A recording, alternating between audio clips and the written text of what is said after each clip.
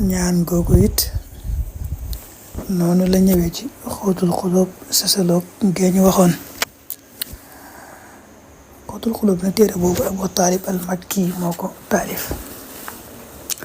ñaan gi it Abu Darda moo ko nettali. moo ne bis bu ne ku wax fa in tawallaw fa qul xasbiyallahu laa ilaha illa huwa alayhi tawakkalt wa huwa rabbul arshil azim.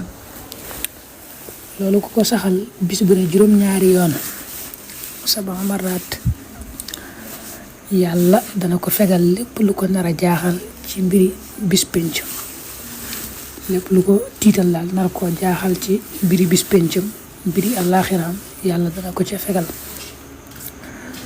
moo xam loolu ba mu koy wax dëggu na ca moom wala dëgguwul ca moom, saadixan kaana aw kaadiban.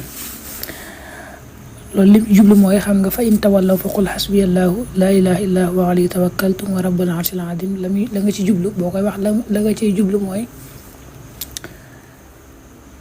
wakkirul naa ci yàlla, sa mbir yëpp féetale naa ko yàlla, te yàlla moom ko doy sëkk la.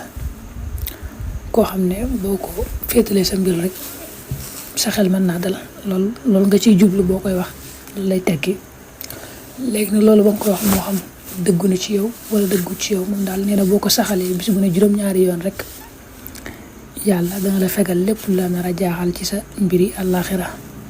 muhammadun fardun yafooxu tasniya wa faaxa jaman wal hadaaya muxniya.